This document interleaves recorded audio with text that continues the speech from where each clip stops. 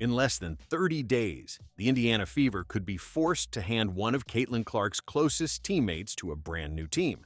The WNBA's March 10th CBA deadline is 5 days away, and what happens in that negotiating room will decide whether Indiana gets to keep its roster intact. Not through a trade, not because of bad management, not because Herb Simon dropped the ball, because of a league rule that every team in the WNBA has to follow, and Indiana cannot escape it. The clock is already running. Here's what's happening. 2 new teams are joining the WNBA this year, the Toronto Tempo and the Portland Fire. And before those franchises can play a single game, they get to raid every other roster in the league. It's called the expansion draft. And the way it works is simple and brutal. Every existing team gets to protect a handful of players, lock them up, make them untouchable. Everyone else, fair game. Either expansion team can walk up and take them. Now, when the Golden State Valkyries went through this last year, teams could protect 6 players. This time around, that number is reportedly dropping to 5. For Indiana, that makes all the difference in the world. Let me tell you about Sophie Cunningham. She came to Indiana last season in a trade from Phoenix, and from day one, she fit like she'd been there for years. High energy, fearless, the kind of player who doesn't back down from anyone. She's the woman who, and I'll just say this, threw herself between Caitlin Clark and a confrontation with the Connecticut Sun, got ejected doing it, didn't flinch, averaging nearly 9 points a game before a torn MCL ended her season early. She became something bigger than her stats. She became the heartbeat of that locker room. At her charity basketball camp in January, she said, and I'm paraphrasing here, that she's never been part of a team like this one, that she wants to come back, that she loves being an Indiana Fever. The fans love her back, and this spring she might not have a choice. Here's where it gets uncomfortable. The Fever only have 3 players under guaranteed contract for 2026. Caitlin Clark, Aliyah Boston, and young center Makayla Timpson. Those 3 are locked in. Head coach Stephanie White and general manager Amber Cox are the 2 people who have to build this protection list, and they've already said publicly their top priority is Kelsey Mitchell. Kelsey Mitchell, their other star guard, needs to either be re-signed through a core designation or she takes up one of those protection slots. Either way, Indiana isn't leaving Kelsey Mitchell exposed. That's not happening. And then there's Lexie Hull. Hull is a restricted free agent, meaning Indiana has the right to match any offer she gets. She has said publicly she wants to stay, and the Fever clearly want her back. She's almost certain to be protected. So run the math with me. Clark, Boston, Timpson, Mitchell, Hull. That's 5. 5 protected players. Sophie Cunningham, one of the most popular players on the roster, one of the most important pieces of team chemistry, would be left completely unprotected. And here's the part that makes it worse.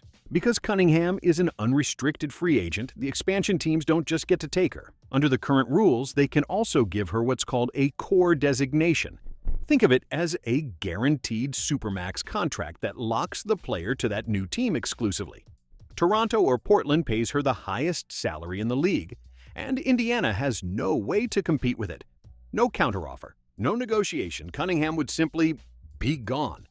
ESPN analyst Kevin Pelton ran through every team's projected protections. He did not have Sophie Cunningham on Indiana's protected list. Multiple other outlets confirmed the same projection. This isn't a rumor. This is math. Now, to be fair, nothing is official yet, because there's a bigger story running underneath all of this. The WNBA and the WNBPE, that's the Women's National Basketball Players Association, the Players Union, have been locked in a difficult CBA negotiation for over a year, a collective bargaining agreement. That's the contract that sets the rules for salaries, player rights, and yes, expansion draft protections.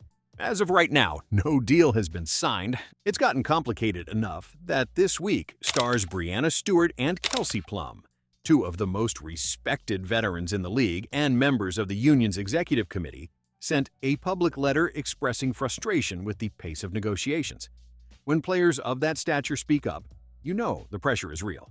The league has told the WNBPA a deal needs to be reached by March 10th for the season to start on time. That deadline is days away. If a deal gets done, the expansion draft happens between April 1st and April 6th. If it doesn't, everything gets pushed, and the entire 2026 season could be in jeopardy. But here's what's interesting for Indiana specifically.